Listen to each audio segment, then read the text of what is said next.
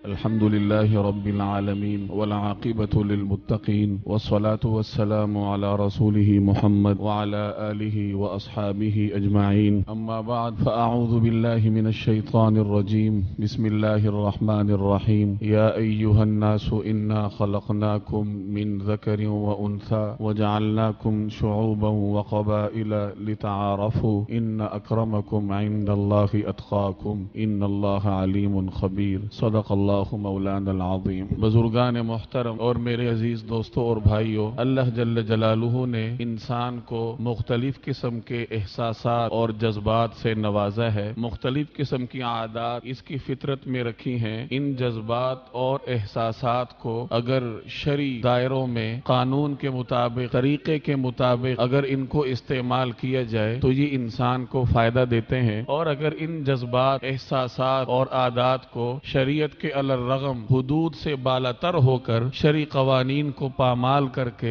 اگر استعمال کیا جائے تو یہ انسان کو جہاں دنیا میں نقصان دیتے ہیں وہاں اخروی نقصان سے بھی دوچار کرتے ہیں. مثال کے طور پر غیرت. اب غیرت اور غصہ یہ ایک جذبہ اور احساس ہے جو اللہ جل جلالہ نے انسانی فطرت میں رکھا ہے. اب اس غیرت اور جذبے کو اگر قانون کے مطابق، شریعت کی تعلیم کے مطابق اگر اس کا استعمال کیا جائے تو یہ انسان کو فائدہ دیتا ہے. لیکن اس غصے اور غیرت کو اگر شرعی حدود کو پامال کرتے ہوئے بے قابو ہو کر استعمال کیا جائے تو یہ انسان کو دنیا اور آخرت دونوں طرح کی ناکامی سے دوچار کرتا ہے. انہی جذبات اور احساسات میں ایک جذبہ ہے جسے تعصب کہا جاتا ہے، عصبیت. اس کی بھی یہی صورتحال ہے کہ اگر حدود کے اندر استعمال کیا جائے تو فائدہ ہوتا ہے، اور حدود سے بالاتر ہو کر، بے قابو ہو کر اپنے جذبات، اپنی ہوس اور اپنی خواہش کے مطابق اگر اس کا استعمال کیا جائے تو پھر یہ انسان کو نقصان سے دوچار. ابھی تعصب ہوتا کیا ہے؟ تعصب کا لفظی معنی ہے پٹی باندھنا. کسی بھی چیز پر پٹی باندھنا یہ لغوی طور پر تعصب کے دائرہ کار میں آتا ہے، لیکن اصطلاحی طور پر یا معاشرے میں یہ جس معنوں میں مستعمل ہے وہ یہ ہے کہ دلیل ظاہر ہونے کے باوجود، حق ظاہر ہونے کے باوجود باطل کا ساتھ دینا،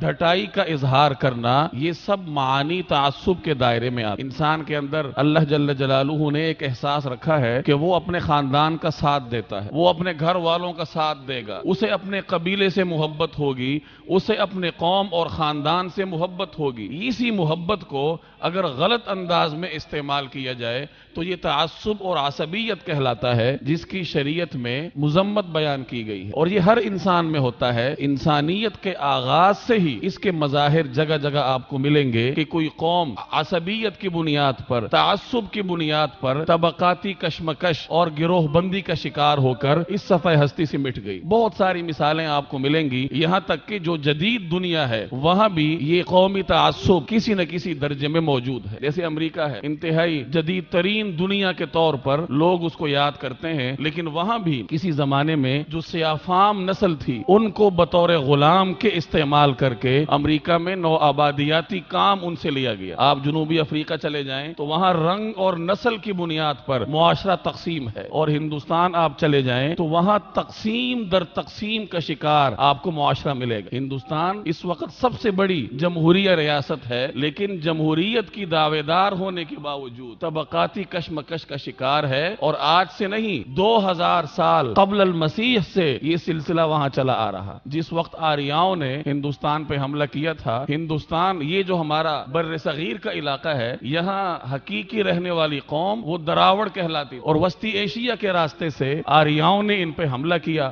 اور ان کو مغلوب کیا. 400 سال تک جنگ چلنے کے بعد ان کو مغلوب کیا. اب مغلوب ہونے کے بعد بیرونی حملہ آوروں نے، بیرونی غالب قوم نے یہاں رہنے والی قوم کے طبقات بنا دیے، ان کو تقسیم کر دیا. جن لوگوں نے ان کے ساتھ لڑائی میں ان کا ساتھ دیا تھا، اپنی قوم سے غداری کی تھی، ان کو انہوں نے کشتری کا نام دیا اور حکومت اور انتظام ان کے حوالے کیا. جو لوگ ان کے ساتھ لڑائی میں غیر جانبدار تھے ان کو ویش کا نام دے دیا، اور جن لوگوں نے آریاؤں کے ساتھ لڑائی لڑی تھی ان کو انہوں نے ویش کا نام دے کر معاشرے کی ہر قسم کی رنگینی اور ہر قسم کی لطف اندوزی ان پر حرام قرار دے دی. انہیں چھونے تک سے منع کر دیا گیا کہ یہ لوگ دوسرے لوگوں کو چھو نہیں سکتے اور نہ دوسرے ان کو چھو سکتے ہیں. یہ ایک طبقاتی تقسیم تھی جس کا شکار ہندو معاشرہ ہوا اور وہ آج تک چلا آ رہا۔ تو خلاصہ یہ کہ ہر انسان، ہر طبقہ یا ہر قوم میں یہ تعصب، عصبیت اور طبقاتی تقسیم کسی نہ کسی حد تک موجود ہوتی ہے، اور اہل عرب کا معاشرہ اس میں ایک مثال تھا۔ بطور مثال کے اہل عرب کی عصبیت کو پیش کیا جاتا تھا۔ عرب معاشرہ اپنی رنگ کی بنیاد پہ، نسل اور زبان کی بنیاد پہ اس حد تک غیرت اور عصبیت کا شکار تھا کہ دوسری اقوام میں ان کی مثالیں دی جاتی تھی۔ معمولی سی بات پر لڑائی شروع ہوتی اور وہ لڑائی چلتے چلتے گھر تک پہنچتی، گھر سے خاندان میں پہنچتی اور خاندان سے قوم میں پہنچتی، اور پھر دو قبیلوں والے عصبیت کی بنیاد پر باہمی دست و گریبان ہوتے۔ بڑی مشہور لڑائیاں لڑی ہیں اہل عرب نے اس عصبیت کی وجہ سے، جنہیں ایام العرب کا نام دیا جاتا ہے۔ ایام العرب یہ عربی تاریخ کا ایک بہت بڑا باب ہے جس میں قبائلی تقسیم اور خاندانی عصبیت کی بنیاد پر ایک قبیلہ دوسرے قبیلے سے دست و گریبان ہوتا، باہمی لڑائیاں ہوتی، خون ریزی ہوتی، ہزاروں انسان لقمہ اجل بن جاتے ایک معمولی سی لڑائی کی وجہ سے۔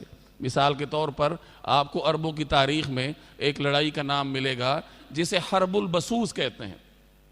اب یہ حرب البسوس 40 سال تک چلتی رہی، 40 سال تک دو قومیں، دو قبیلے آپس میں لڑتے رہے، ایک دوسرے کا خون بہاتے رہے اور تلواروں کی نوک کو ایک دوسرے کے خون سے ان کی پیاس بجھاتے رہے۔ اتنی خوفناک لڑائی۔ اور اس کا آغاز کیسے ہوا؟ انتہائی معمولی بات، ایک شخص تھا جس کا نام جساس تھا، اس کی خالہ کا نام بسوس تھا۔ اب اس کی خالہ کی ایک اونٹنی تھی، وہ ایک کلیب نامی شخص کی چراگاہ میں گھس گئی۔ اب کلیب نے اس کو اپنی غیرت کے منافی جانا کہ دوسرے قبیلے کی عورت کی اونٹنی میرے چراگاہ میں کیسے گھس گئی، چنانچہ اس نے اس اونٹنی کے تھنوں کو زخمی کر دیا تیر مار کے۔ اب جب یہ زخمی اونٹنی اپنے علاقے میں گئی تو جس عورت کی یہ اونٹنی تھی اس کا بھانجا جس کا نام جساس تھا، اسے قومی عصبیت نے پکڑا، اسے قومی غیرت نے پکڑا کہ کسی کی کیا مجال کہ وہ میری خالہ کی اونٹنی پر ہاتھ اٹھائے۔ چنانچہ اس نے تعصب اور غیرت کے ہاتھوں مجبور ہو کر اس کلیب کو قتل کر دیا۔ اب یہ دو شخصوں کی لڑائی تھی۔ اب دو شخصوں کی لڑائی گھر سے ہوتے ہوئے، خاندان سے ہوتے ہوئے قبیلے تک پہنچی، اور پھر وہ دونوں قبیلے آپس میں دستوں گریباں ہوئے اور 40 سال تک ایک دوسرے کا خون بہاتے رہے۔ ایک معمولی سی بات پر دو لوگوں میں شروع ہونے والی لڑائی نے ایسی خوفناک شکل اختیار کی، کس وجہ سے؟ عصبیت کی وجہ سے، قومی تعصب کی وجہ سے کہ میرا خاندان ہے، میں اس کا ساتھ دوں گا چاہے یہ حق پر ہو یا چاہے باطل پر ہو۔ ایک اور لڑائی ہے داحس والغبراء کے نام سے اسے یاد کیا جاتا ہے، اور یہ دو لوگوں کے درمیان شروع ہوئی۔ اور شروع کیسے ہوئی؟ گھڑ سواری کا مقابلہ تھا، تو ایک نے کہا میرا گھوڑا آگے بڑھا ہے، دوسرے نے کہا کہ میرا گھوڑا سبقت کر گیا۔ اسی سے تکرار شروع ہوئی، لڑائی تک نوبت پہنچی۔ اب ان دونوں کی لڑائی ان کے خاندانوں تک پہنچی اور سال ہا سال تک یہ آپس میں دست و گریباں رہے۔ ایک بہت مشہور لڑائی ہے، بڑی خونی لڑائی اہل عرب میں، جسے حرب بنی اصفہان کے نام سے یاد کیا جاتا ہے، اور یہ 77 سال 77 ایئرز 77 سال تک یہ چلتی رہی۔ اور یہ شروع کیسے ہوئی کہ ایک شخص تھا، اس نے اپنی بہن اور اپنے بھائی کا انتقام لینے کے لیے دوسرے پہ حملہ کیا۔ اب ان دو افراد کی انفرادی لڑائی خاندان تک، قبیلے تک، قوم تک پہنچی، اور وہ 70-75 سال آپس میں لڑتے رہے، مرتے رہے۔ یہ صورتحال تھی اہل عرب کی، اور یہ ان کے اندر پائی جانے والی ایک خوفناک تعصب کی مثالیں ہیں کہ کس حد تک وہ تعصب میں ایک دوسرے سے آگے بڑھتے تھے۔ رسول اللہ صلی اللہ علیہ وسلم جب تشریف لائے تو آپ علیہ الصلوات والتسلیمات کے سامنے یہ ایک بہت بڑا معاملہ تھا کہ جب مسلمانوں کو آپس میں بھائی بنانا ہے، جب المسلم اخو المسلم انما المؤمنون اخوہ، کہ تمام مسلمان آپس میں بھائی بھائی ہیں، جب انہیں بھائی بنانا ہے تو بھائی بنانے سے پہلے یہ ضروری ہے کہ ان کے اندر جو طبقاتی تقسیم ہیں، ان کے اندر جو گروہ بندیاں ہیں، ان کے اندر جو تعصبات موجود ہیں، پہلے انہیں ختم کیا جائے۔ اور ایک بڑی دلچسپ مثال جس سے آپ اہل عرب کی تعصب کو سمجھ سکتے ہیں کہ کس طریقے سے وہ محض تعصب کی بنیاد پر باطل کو باطل سمجھتے ہوئے اس کا ساتھ دیتے تھے۔ معلوم تھا کہ یہ غلط ہے، میرا قبیلہ باطل پر ہے، میرا قبیلہ ناحق پر ہے، لیکن چونکہ وہ میرا قبیلہ ہے اس لیے میں نے اس کا ساتھ دینا ہے۔ ایک بڑی دلچسپ مثال ہے، ڈاکٹر محمود احمد غازی رحمہ اللہ بڑے مشہور اسلامی مفکر گزرے ہیں، انہوں نے ایک مثال ذکر کی ہے۔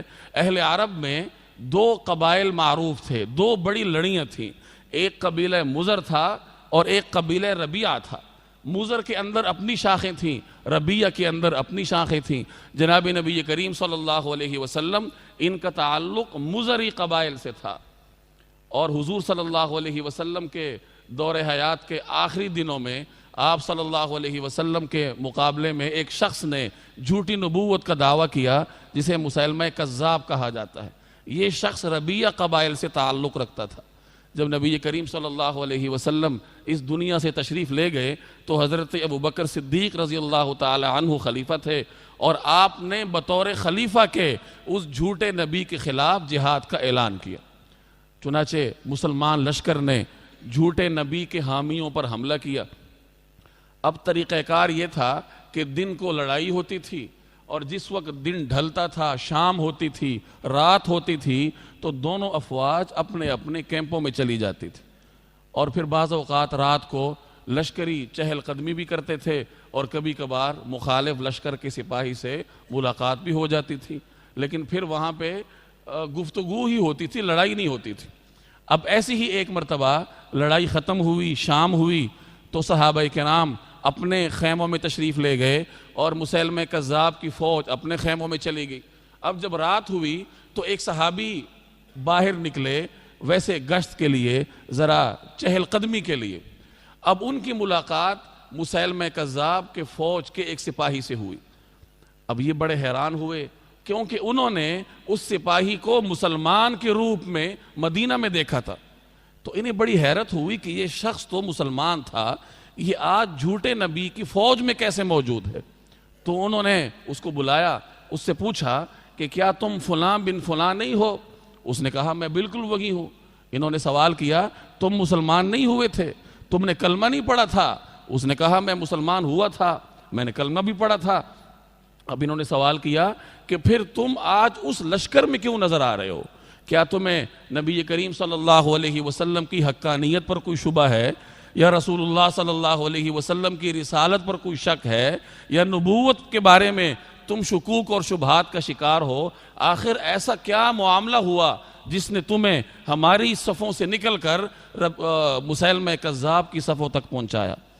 تو اس نے کہا، اب اس کا جواب سنیں، اس نے کہا میں قبیلہ ربیعہ سے متعلق ہوں، اور مسیلمہ کذاب بھی قبیلہ ربیعہ سے ہے، اور مجھے معلوم ہے کہ نبی کریم صلی اللہ علیہ وسلم سچے اور برحق نبی ہیں، اور مسیلمہ کذاب جھوٹا ہے، لیکن مسئلہ یہ ہے کہ مجھے ربیعہ کا جھوٹا وہ مزر کے سچے سے زیادہ محبوب ہے۔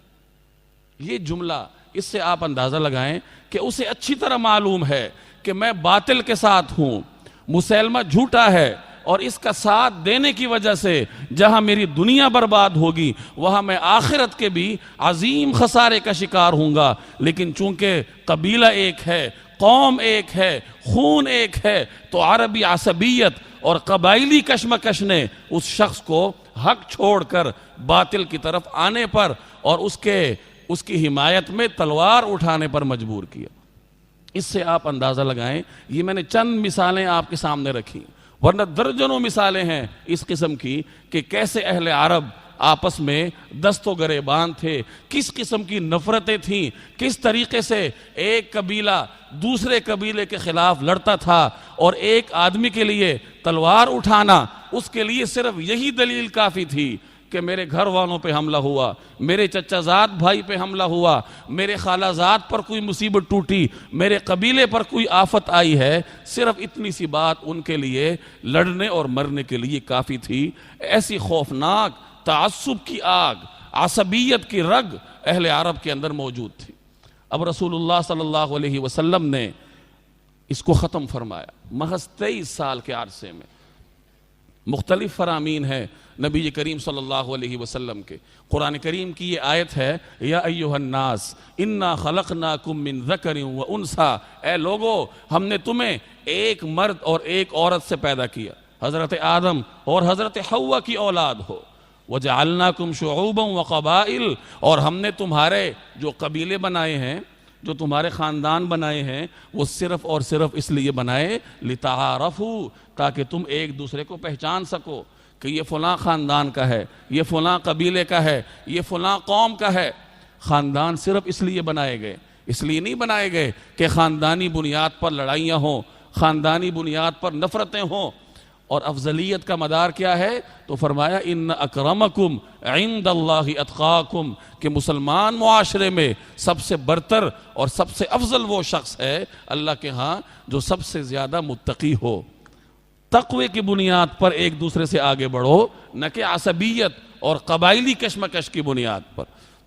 حضرت ابو ذر رضی اللہ تعالی عنہ کے بارے میں آتا ہے کہ نبی کریم صلی اللہ علیہ وسلم نے ایک مرتبہ انہیں ارشاد فرمایا کہ تقوی کی بنیاد پر آگے بڑھو، نہ رنگ اور نسل کی بنیاد پر۔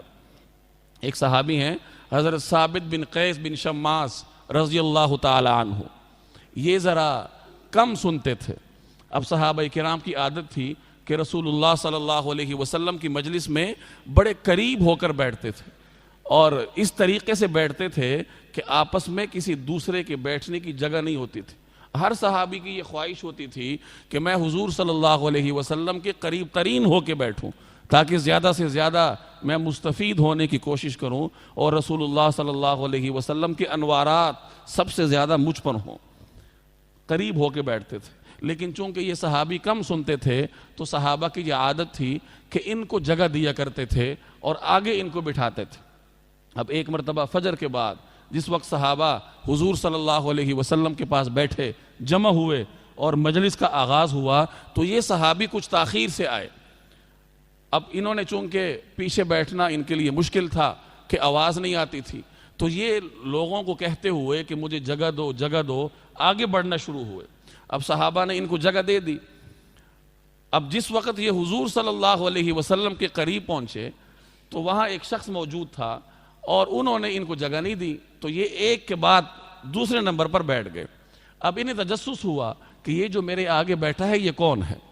تو جب اس کو دیکھا تو انہوں نے اس کو ذرا کم نگاہ سے دیکھتے ہوئے ایک جملہ کہا، یبن فلانا، کہ اے فلانا کے بیٹے، یعنی اسے ذرا حقارت سے پکارا، شاید وہ اس سے قومیت کے اعتبار سے کچھ کم ہو۔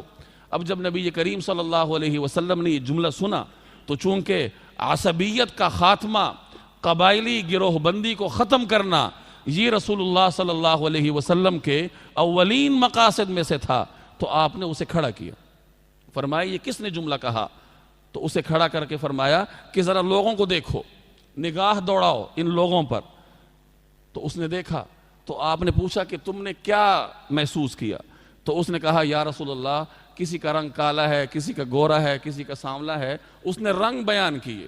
پھر نبی کریم صلی اللہ علیہ وسلم نے اسے سمجھایا کہ رنگ کی بنیاد پر یا نسل کی بنیاد پر تم کسی سے آگے نہیں بڑھ سکتے، آگے بڑھنا ہے تو تقوی کی بنیاد پر آگے بڑھو۔ اللہ جل جلالہ کی اطاعت، اللہ رب العالمین کے خوف کا میدان آپ کے لیے کھلا ہے، اور اس میدان میں جتنا چاہو آگے بڑھو۔ تو عصبیت کو ختم کرنا یہ رسول اللہ صلی اللہ علیہ وسلم کے اولین مقاصد میں سے تھا۔ مختلف فرامین آپ کو ملیں گے، چنانچہ ایک جگہ پر نبی کریم صلی اللہ علیہ وسلم عصبیت کی تعریف فرما رہے کہ عصبیت ہوتی کیا ہے۔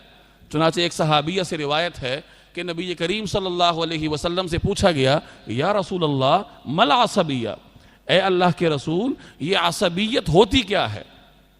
تو نبی کریم صلی اللہ علیہ وسلم نے فرمایا ان تعین قومک علی الظلم، اپنی قوم کی ناحق حمایت کرنا، ظلم پر اپنی قوم کے ساتھ کھڑے ہو جانا، اور ناحق اور باطل طریقے سے اپنی قوم اور اپنے قبیلے کی حمایت کرنا، یہ عصبیت ہے، یہ تعصب ہے۔ چنانچہ اس کو ختم کرنے کے لیے ایک اور ارشاد ہے رسول اللہ صلی اللہ علیہ وسلم کا، لیس منا من دعا علی عصبیہ، لیس منا من قاتل علی عصبیہ، لیس منا من مات علی عصبیہ، کہ لوگوں سنو، ہر وہ شخص جو عصبیت کی بنیاد پر لوگوں کو بلاتا ہے وہ ہم میں سے نہیں۔ سنو، ہر وہ شخص جو عصبیت کی بنیاد پر تلوار اٹھاتا ہے وہ ہم میں سے نہیں، اور ہر وہ شخص جو عصبیت اور قومی تفریق کی بنیاد پر مرتا ہے وہ ہم میں سے نہیں۔ اس قسم کے مختلف فرامین تھے نبی کریم صلی اللہ علیہ وسلم کے، جن کے ذریعے صحابہ کرام کے دلوں سے رسول اللہ صلی اللہ علیہ وسلم اس عربی عصبیت کو نکالنا چاہ رہے تھے، اور رسول اللہ صلی اللہ علیہ وسلم کو اللہ جل جلالہ نے یہ مقصد اس طریقے سے عطا فرمایا کہ صحابہ کرام کے دل و دماغ سے یہ عصبیت یکسر ختم ہو گئی، اور ایسے ختم ہوئی کہ اللہ جل جلالہ گواہی دیتے ہیں کہ محمد الرسول اللہ، یہ محمد اللہ کے رسول ہیں، والذین معہ، اور جو لوگ ان کے ساتھ ہیں، اشداء علی الکفار، کفار کے مقابلے میں تو سخت ہیں، لیکن رحماء بینہم، جب آپس میں ایک دوسرے کے ساتھ معاملہ کرتے ہیں تو بڑے رحم دل ہیں۔ یعنی اب قبائلی تقسیم ختم ہے، اب یہ نہیں دیکھا جاتا کہ یہ بنو تمیم کا ہے اور یہ بنو ہاشم کا ہے، یہ بنو کنانہ کا ہے۔ اب قبائلی تقسیم نہیں، اب صرف اتنی چیز کافی ہے کہ یہ شخص محمد الرسول اللہ کا کلمہ پڑھتا ہے اور یہ شخص انکار کرتا ہے، یہ تقسیم ہے۔ چنانچہ ایک مختلف روایات ملتی ہیں، انسان کی عقل حیران ہو جاتی ہے کہ کہاں وہ قومی عصبیت جس کی بنیاد پر ایک قبیلہ 40 سال تک لڑتا تھا، 70-80 سال تک لڑتا تھا، محض 23 سال کے عرصے میں ان کے دلوں سے اس عصبیت کا خاتمہ اس طریقے سے ہوا کہ بھائی بھائی کو پہچاننے سے انکاری تھا کہ تم حضور کے مخالف ہو لہٰذا میرے بھائی نہیں ہو۔ ایک روایت ہے حضرت مصعب بن عمیر رضی اللہ تعالی عنہ، ان کے بھائی تھے ابو عزیز بن عمیر، یہ غزوہ بدر میں قید ہو کے آئے تھے، بعد میں مسلمان ہوئے تھے، لیکن بدر کے موقع پر یہ کفار کی فوج میں تھے، اب قید ہو کر آئے، تو جس وقت ان کے ہاتھ باندھے جا رہے تھے اس وقت مصعب بن عمیر جو ان کے خونی بھائی ہیں ان کا وہاں سے گزر ہوا، اب ایک انصاری ان کے ہاتھ باندھ رہے تھے، اب جب مصعب نے اپنے بھائی کو دیکھا، اپنے سگے خونی بھائی کو، تو اس انصاری سے کہا اس کے ہاتھ ذرا مضبوطی سے باندھ دو کیونکہ اس کی والدہ کے پاس بہت مال ہے اور ہمیں فدیہ زیادہ ملنے کی امید ہے۔ اب ابو عزیز کو بڑا دکھ ہوا تو اس نے کہا تم میرے بھائی ہو، تمہیں چاہیے تھا میری سفارش کرتے، بجائے اس کے تم انصاری کو کہہ رہے ہو کہ اس کے ہاتھ مضبوطی سے باندھ دو۔ اب حضرت مصعب کا جواب ملاحظہ فرمائیں، حضرت مصعب نے ارشاد فرمایا کہ اس وقت تم میرے بھائی نہیں ہو، میرا بھائی وہ ہے جو تمہارے ہاتھ باندھ رہا ہے، کیونکہ ہم دونوں کلمہ گو ہیں، ہم محمد رسول اللہ کے غلام ہیں اور تم مخالف فوج میں آئے ہو تو اس وقت تم میرے بھائی نہیں ہو۔ یہ کون کہہ رہا ہے؟ یہ وہی شخصیت ہے جو عرب معاشرے کا حصہ تھے، یہ وہی عرب معاشرہ ہے جو چچا زاد بھائی کا انتقام لینے کے لیے 40 سال تک لڑتا تھا، 70 سال تک لڑتا تھا، اس کو معلوم ہوتا تھا کہ ہم باطل پر ہیں، لیکن چونکہ چچا زاد بھائی کا معاملہ ہے، سگے بھائی کا معاملہ ہے، چچا کا معاملہ ہے، تو تلواریں نکلتی تھی۔ اس معاشرے کو رسول اللہ صلی اللہ علیہ وسلم نے اس طریقے سے تبدیل کیا کہ کلمہ مختلف ہونے کی وجہ سے، دین مختلف ہونے کی وجہ سے بھائی بھائی کو پہچاننے سے انکاری ہے۔ ایک اور روایت ہے عبداللہ بن ابی، یہ رئیس المنافقین تھا، زبان سے کلمہ پڑھتا تھا لیکن اندر سے مخالف تھا۔ اب ایک مرتبہ کسی سفر میں تھے نبی کریم صلی اللہ علیہ وسلم، تو وہاں کوئی معاملہ ہوا، اب حضور صلی اللہ علیہ وسلم نے فیصلہ فرمایا صحابہ کرام کے درمیان، اور وہ فیصلہ اس کو برا لگا۔ اب یہ چونکہ رئیس تھا اپنے قبیلے کا، اور نبی کریم صلی اللہ علیہ وسلم کی مدینہ منورہ تشریف آوری سے پہلے اسے یثرب کا بادشاہ بنایا جا رہا تھا، اس کی تاج پوشی ہونا باقی تھی کہ اتنے میں مدینہ منورہ میں اسلام پھیلا اور اس کے عزائم ختم ہو گئے، تو وہ چیز اس کے دل میں تھی کہ مسلمانوں کی وجہ سے مجھے اقتدار نہیں ملا، مجھے بادشاہت نصیب نہیں ہوئی، تو موقع ملنے پر یہ مسلمانوں سے بدلہ لیتا تھا۔ اب جب حضور صلی اللہ علیہ وسلم کا فیصلہ اس کے علم میں آیا تو اس نے ایک جملہ کہا، اس نے کہا مدینہ منورہ پہنچنے کی دیر ہے تو ہم عزت والے ان کم عزت کے لوگوں کو نکال دیں گے۔ اشارہ حضور صلی اللہ علیہ وسلم اور آپ کے صحابہ کی طرف تھا۔ یہ اس نے ایک گستاخانہ اور ایک بے ادبی پر مشتمل جملہ کہا۔ اب اسی کا بیٹا تھا، عبداللہ نام تھا اس کا بھی، عبداللہ بن ابی، وہ سچا مومن تھا۔ جب اس کے علم میں یہ بات آئی کہ میرے سگے اور خونی باپ نے رسول اللہ صلی اللہ علیہ وسلم کی شان میں بے ادبی کی ہے، تو وہ حضور کے پاس حاضر ہوئے اور اجازت طلب کی کہ یا رسول اللہ مجھے اپنے باپ کا خاتمہ کرنے کی اجازت دیں۔ یہ وہی عرب معاشرہ ہے، اور یہ صورتحال کہ بیٹا باپ کی جان کے در پہ، کیوں؟ کیونکہ وہ محمد رسول اللہ کا مخالف ہے۔ تو آپ صلی اللہ علیہ وسلم نے ان کو منع فرمایا اور فرمایا کہ اس کے ساتھ حسن سلوک کرو، کیونکہ وہ بہرحال تمہارا باپ ہے۔ اب اس ارادے سے تو وہ باز آئے، لیکن جس وقت قافلہ مدینہ منورہ کی طرف رواں ہوا، اب ان کے ذہن میں وہ بات تھی کہ میرے باپ نے حضور صلی اللہ علیہ وسلم کے لیے یہ جملہ کہا ہے کہ ہم ان کو مدینہ سے نکال دیں گے۔ چنانچہ جب قافلہ مدینہ کے قریب پہنچا تو یہ آگے بڑھے اور مدینہ منورہ کی سرحد پر کھڑے ہوئے، اور جب ان کا والد مدینہ منورہ میں داخل ہونے لگا تو انہوں نے اس کا راستہ روکا اور فرمایا لا تدخلھا واللہ لا تدخلھا، کہ اللہ کی قسم تم اس مدینہ میں قدم نہیں رکھ سکتے حتیٰ یأذن لک رسول اللہ، جب تک حضور صلی اللہ علیہ وسلم تمہیں اندر آنے کی اجازت نہ دیں۔ کیوں؟ لأنہ العزیز وانت هو الذلیل، کیونکہ حضور صلی اللہ علیہ وسلم عزت کے اعلیٰ ترین مراتب پر فائز ہیں اور تم ذلت کے ارذل ترین مراتب پر ہو۔ یہ جملہ کہتا ہے بیٹا اپنے باپ کو۔ کہاں گئی وہ عصبیت، تعصب، قبائلی کشمکش، سب کچھ کا خاتمہ رسول اللہ صلی اللہ علیہ وسلم نے اس قلیل عرصے میں اس طریقے سے فرمایا کہ ایک صحابی محض کلمے کی بنیاد پر دوسرے صحابی کا بھائی ہے۔ اور مواخات مدینہ کے موقع پہ یہ عجیب نظارہ بھی سامنے آیا کہ جن دو لوگوں کو حضور صلی اللہ علیہ وسلم نے آپس میں بھائی بنایا، ایک مہاجر کو ایک انصاری کو، اب چونکہ مہاجرین لٹے پٹے مدینہ میں آئے تھے، سب کچھ مکہ میں چھوڑ کے آئے تھے، تو ان کے جو انصاری بھائی تھے انہوں نے ہر معاملے میں اپنے مہاجر بھائی کو حصہ دار ٹھہرایا، آدھا مکان، آدھا کاروبار، آدھی زرعی زمینیں، بلکہ بعض انصار نے ایسی تاریخ رقم کی کہ اپنے مہاجر بھائی کو دعوت دی کہ تم اپنی بیوی مکہ میں چھوڑ کے آئے ہو، میری یہ دو بیویاں ہیں، جس سے تم نکاح کرنا چاہتے ہو میں اسے طلاق دے دیتا ہوں۔ یہ ایک اخوت کا معاملہ تھا جو نبی کریم صلی اللہ علیہ وسلم کی کوششوں کی بدولت صحابہ کرام کے درمیان وجود میں آیا۔ اس تعصب کا آپ نے خاتمہ فرمایا، وہ عصبیت ختم ہوئی، اور اس عصبیت کے ختم ہونے کے بعد جب مسلمان معاشرے کی بنیاد اخوت پر بنی، وحدت پر بنی، پھر دنیا نے وہ دور دیکھا کہ وہی عرب کے وہی لوگ جنہیں دنیا بدوی کہتی تھی، جنہیں دنیا تہذیب اور تمدن سے دور شمار کرتی تھی، جو ہر قسم کے قانون سے ماورا تھے، جن کا کوئی مرکزی آئین نہیں ہے، کوئی مرکزی سلطنت نہیں ہے، آپس میں لڑتے جھگڑتے ہیں تعصب کی بنیاد پر، لیکن جب اخوت کی لڑی میں وہ ایک دوسرے کے ساتھ پروئے گئے تو حضرت عمر کے دور میں 22 لاکھ مربع میل پر انہی عربوں کی حکومت قائم ہوئی۔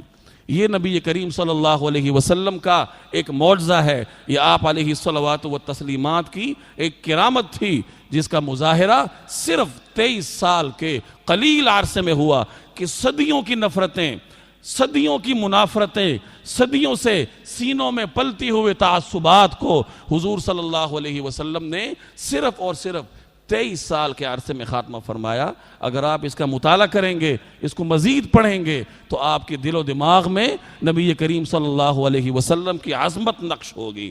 اس لیے میں گزارش کیا کرتا ہوں کہ حضور علیہ السلام کی سیرت کو پڑھو، خود بھی پڑھو، اپنی اولاد کو بھی پڑھاؤ۔ اگر ویسے نہیں پڑھتے، ربیع الاول کا مہینہ ہے، کم از کم اسی مہینے میں سیرت النبی کو اپنا اوڑھنا بچھونا بنا لو، خود بھی پڑھ لو، اپنی اولاد کو، اپنے اہل و عیال کو روزانہ پڑھ کے سنایا کرو کہ ہمارے پیغمبر کس قدر عظیم تھے، اللہ جل جلالہ نے کیسے کمالات اور کیسی عظیم الشان رفعتیں آپ علیہ الصلوات والتسلیمات کو عطا کی تھیں۔ اللہ جل جلالہ مجھے اور آپ کو عمل کی توفیق عطا فرمائے۔ وما علینا الا البلاغ المبین۔